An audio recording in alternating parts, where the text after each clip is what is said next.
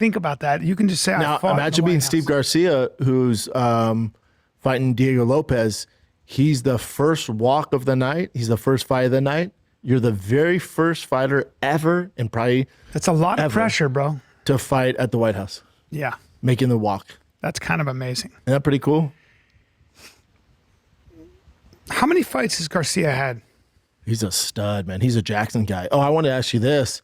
You know, Greg Jackson, you know, Garcia's his guy. He's scoring him, I think, for all his fights. He's skipping the White House one. Doesn't agree with Trump's politics. See, I to me, it's not about that. 100%. To me, it's about everyone knows I love Greg. Greg coached me for a long time. Yeah, I love When Greg. I saw that, I love Greg too. Oh man, I think because now you're making about that. To me, like you can do whatever you want. And I respect Greg and whatever. To me, I'm just saying, I would. It's a little bit like this. It's like it's the same thing with the Saudi Arabia thing. It's like if you want to start playing this game with what presidents do, we could do that. Yeah, no one has a. I mean, 1,000 batting average. I think it's not about. I don't think it's about Trump. I think this is about the United States. I think it's about the White House. I think it's about the UFC. This is the UFC fighting at the White House. It's historical. It's also a celebration. It's of America. 250 years of America. You're missing it. That's it. That's what I'm saying. That's what it. I think. And if So it wouldn't matter to me who if I was was a fighter, I would be so upset with him. I'd say, hold on, let me get this straight. You're gonna miss literally even if he fights for a title fight, it won't be bigger than this. You're gonna miss the biggest fight of my life because you don't agree with the politics of the current sitting president. Man, you out of your fucking mind? All the work I've put in, all the times we've been in the gym. You need your coach there too, right? Psychologically, yeah. it's like, and it's also he's the game plan guy. He's the mastermind. Yeah. Hold on, you're gonna miss it because you don't agree with something he did. The fuck is wrong with you? Yeah, I would switch camps. Yeah, I'm out. Yeah. Oh, that's what you think of me? So you're putting politics above me now. And I put in all this blood, sweat, and tears over the years to get here, and now you're gonna sit this one out? Soft shit, dude. It's just bitch shit. And I love Greg. God, what are you doing, dude? Well, some people just they look at it differently. I have a friend who I told you I have an old friend, really close friend. I've known him since I was 18 years old. He doesn't talk to me anymore because he thought that my posts on my Instagram were pro-Trump, which I'm not. I'm not. I mean, people, you're a conservative, you're a liberal. What is the subject you want to talk about? What are you talking about? I don't know what I am. It depends.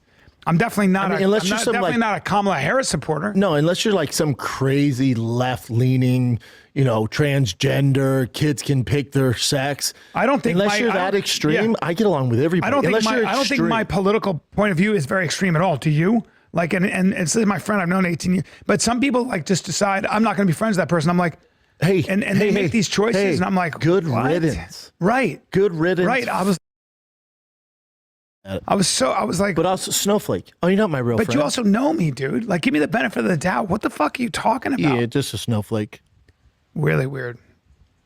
I would be. So just, I think sometimes I would be people just are as looking excited. At the wrong shit, yeah, right? They're focused on the wrong shit. Yeah. I'd be just as excited if Biden was doing this, and I can't stand. Of course Biden. you would. If Kamala Harris was president and I could fight at the White House, I'm fighting at the White House. I don't give a flying fuck. There's a lot about Trump that bugs the shit out of me. I'm not gonna. Oh, his support is in the dumps. But I'm still. He regrets it. Guarantee it. Sure. He's made a critical error. But I'm still gonna fight there. I mean, Look at that shit, dude. Yeah, that's incredible. You're listening to this podcast. Bryan Callen goes off on his buddies who won't talk to him anymore. He blames politics, although that whole, allegations thing didn't help. And all the people who threw him under the bus and stopped talking to him after those allegations came out. But, I don't feel bad for Callen because when Chris D'Elia was accused, he immediately threw D'Elia under the bus. Even more so than Schaub. I remember Schaub cried and was like, oh, man, I hope it's not true, man. I swear to God. But Callen was like, Great guy, never met him. No, Callen was like, I hardly know Chris. We hardly ever hang out and stuff like that. And it was like the biggest bullshit ever because they literally, at the time, him and Dalia had a Netflix deal together to do their own show. Like they had already signed that deal. And the countless videos and pictures of them together. They were buddies who hung out with each other all the time. That is part of their stories when they talk about, back in the day, pre-COVID, the hang at the comedy clubs in LA. That's all they would talk about. So Callen knows a thing or two about throwing your friends and stuff under the bus. I like how Shab called out his former, what was it, trainer or something? He was like, "You're soft, dude. You're soft, Bubba." Aside from that, though, my God, this artwork is fucking terrible. Look at that thing. It's a terrible bull. We get it, guys. You're in Texas. Oh, the biggest frauds ever, man. But, I mean, this podcast is getting worse and worse and worse because, like, this episode was under an hour. And it's all because of Callen. Callen had to leave early again.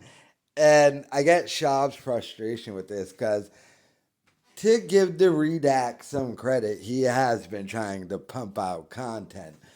I mean, he's now even doing live streams. I mean, he's reading fake questions, but I mean, he is trying to pump them out, and Callen just isn't interested. He's just showing up for the check, the 25 grand a month, and he doesn't care about the product, which is why Shab has had to separate all this stuff, and now he's just trying to make the money on his end and not sharing it with Callen. Although the last time I asked, and he did answer my question, it was during that last live stream he did. I said, "Are you done with Callen?" And he was like, "Me and Callen," like he walked back what he's been saying all along. But I'm of the belief that's only because Podcast One might not be letting him completely get rid of Callen at this point. Remember, he signed a deal with Podcast One. And maybe part of that deal is they're like, "Dude, you can't get rid of Callen. We didn't pay just to have you solo in your stupid Shab show, Big Brown Breakdown, or whatever the hell he calls it now."